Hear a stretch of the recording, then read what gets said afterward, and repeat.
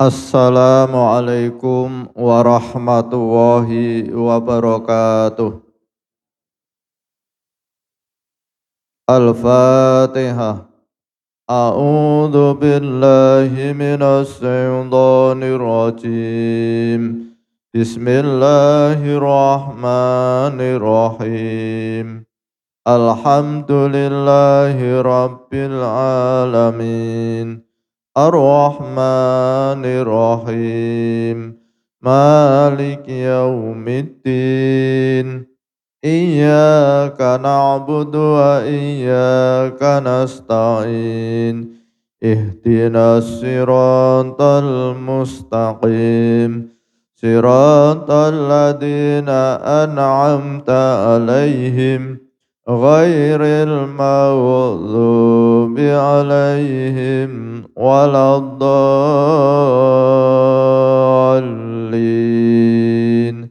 Amin. Bismillahirrahmanirrahim. Utawi munjiat ingkang kaping 7 iku niat lan ikhlas lan sidik. Tegese niat lan ikhlas niate lan sidik atine. Krana wus muwafaqah. Sekabehane wong kang ahli makrifat lan ahli Quran, setuhune ora bisa hasil maring kebejan ingkang langgeng angin kelawan ilmu lan ora manfaat ilmu yen ora den amalake. Lan ora manfaat ngamalake ilmu yen ora niat. Lan ora manfaat niat yen ora ikhlas. Lan ora manfaat ikhlas yen ora sidik. Utawi niat ora kelawan ikhlas iku riya. Lan riya iku kelakuane wong munafik. Lan utawi ikhlas ora kelawan sidik iku kaya lebu kang mawur. Mongko dadi wajib ing atase mukalaf weruh arep weruh maknane niat lan maknane ikhlas lan maknane sidik.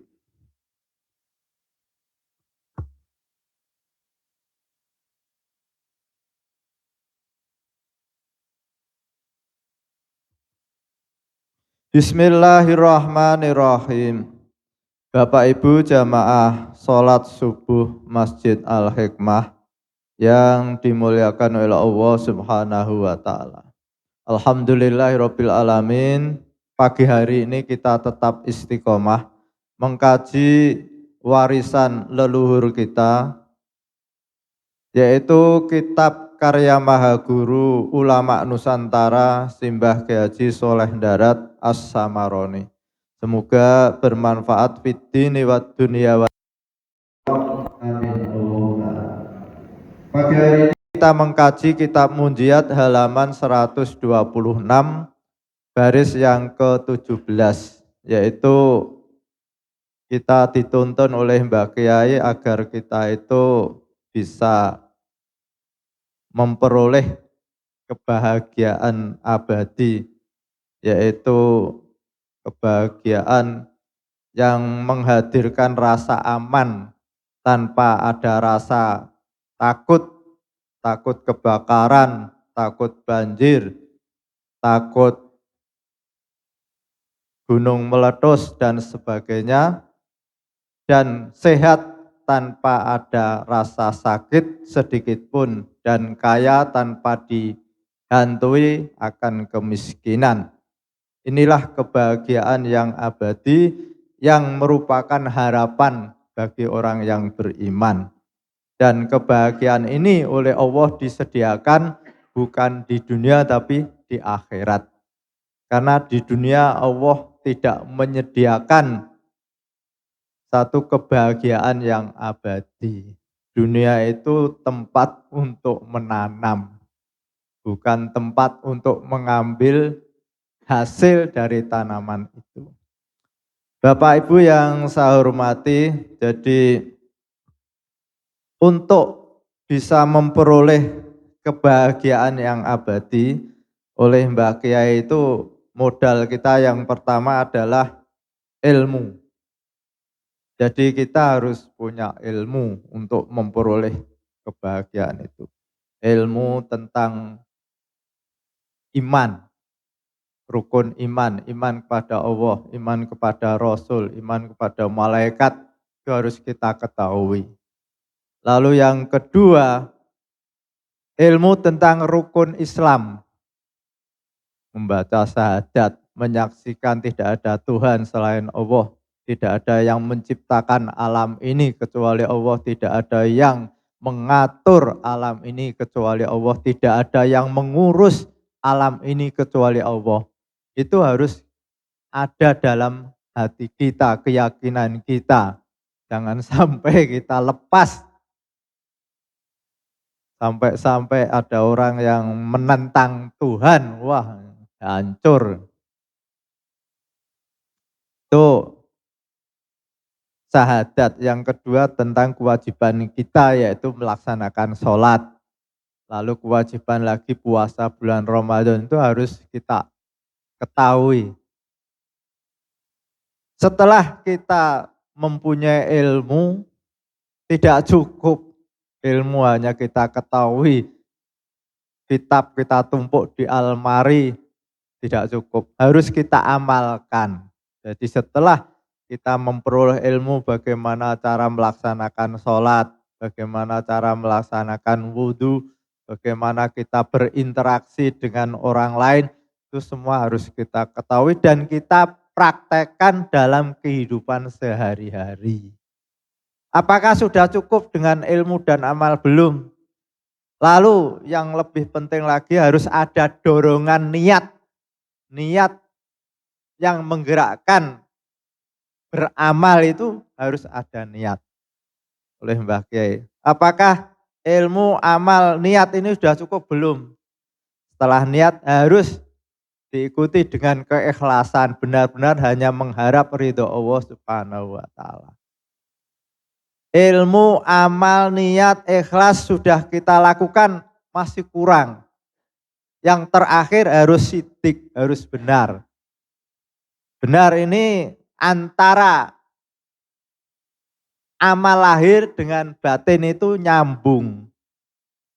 Ibarat kita itu secara lahir meletakkan kepala kita di tanah sebagai bentuk kerendahan kita, bahwa kita itu tidak punya apa-apa, kita itu tidak punya kemampuan apa-apa, kita itu benar-benar bodoh, kita itu miskin, kita itu lemah, itu ketika kita sujud di hadapan Allah Subhanahu wa taala. Nah, ini harus sesuai dengan dalam hati kita.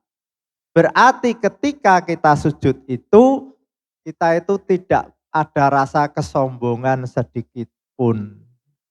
Nah, kalau sujud berulang-ulang tapi kita masih merasa bangga dengan kesehatan, masih merasa bangga dengan kekayaan, masih punya rasa hebat, paling hebat, maka ini belum sidik.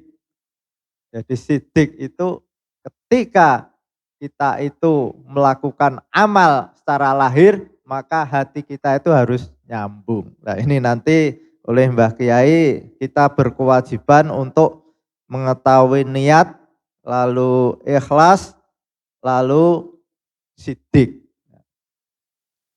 Niat, jadi niat itu sebenarnya dalam hati. Jadi bukan usolli fardhu dhuhri arba'a rakaatin, itu bukan niat. Itu adalah terjemahan dari apa yang ada dalam hati kita. Sebagai ilustrasi, ketika kita di tengah hutan, lalu ada macan, kita melihat macan. Dalam hati kita pasti ada rasa takut. Wah, ini kalau saya tidak lari, pasti nanti akan dimakan oleh macan. Maka dalam hati kita ada keinginan untuk lari. Kenapa kita lari? Karena takut kalau dimakan oleh macan, nah itulah niat. Jadi gerakan yang menggerakkan kita lari itu niat. Lalu bergeraknya kita lari itu namanya amal. Lah, kita tahu macan itu akan memberikan madorot, akan membinasakan diri kita, itu adalah ilmu. Jadi ilmu, amal, niat ini harus menyatu. Nah sekarang kita hubungkan dengan ibadah kita. Kita melaksanakan sholat. Maka ketika kita melaksanakan sholat, kita harus ada bekal yang namanya ilmu. Kenapa kita harus sholat? Nah, karena sholat ini akan membawa diri kita itu selamat. Selamat dari siksa api neraka. Kalau kita tidak sholat, kita akan masuk ke neraka. Kalau kita tidak lari, kita akan dimakan oleh macan. Maka lari itulah menyelamatkan kita dari dimakan macan. Jadi ketika kita lari, itulah niat. Ketika dalam hati kita lari, lalu tubuh kita bergerak lari, antara niat dan amal itu berbarengan.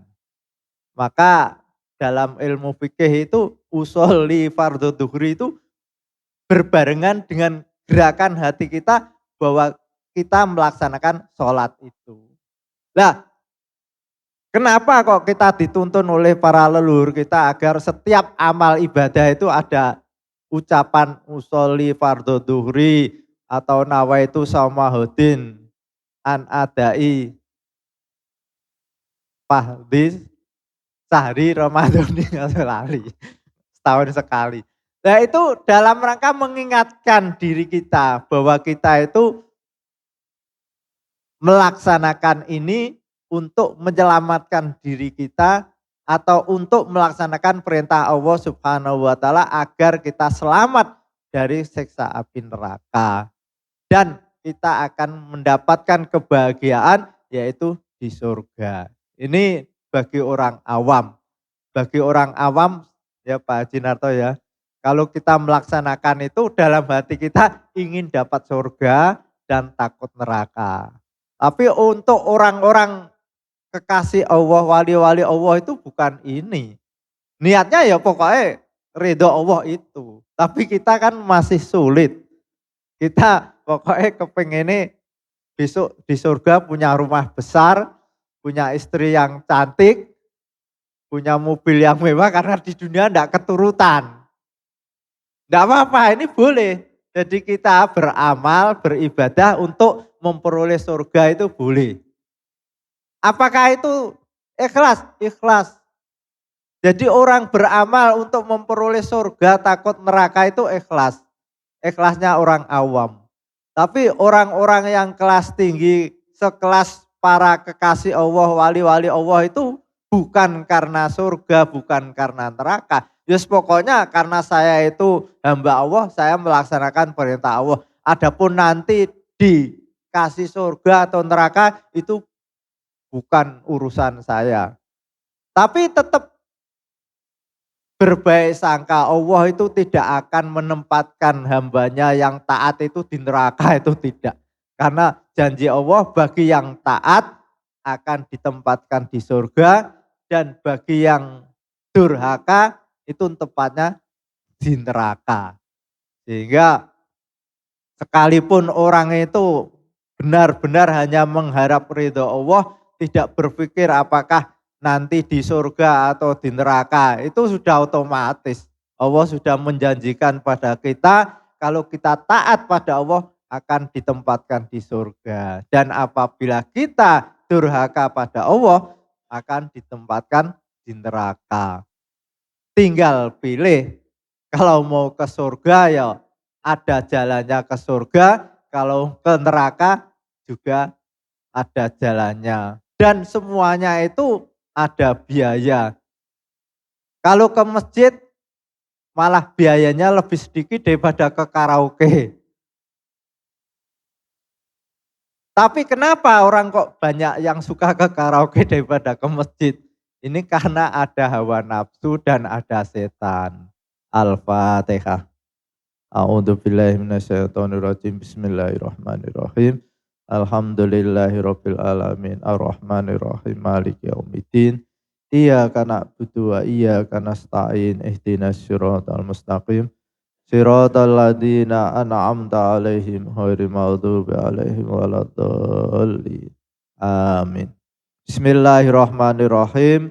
Subhanakallahumma wa bihamdika asyhadu an la ilaha illa anta astaghfiruka wa atubu ilaik. Wassalamualaikum warahmatullahi wabarakatuh.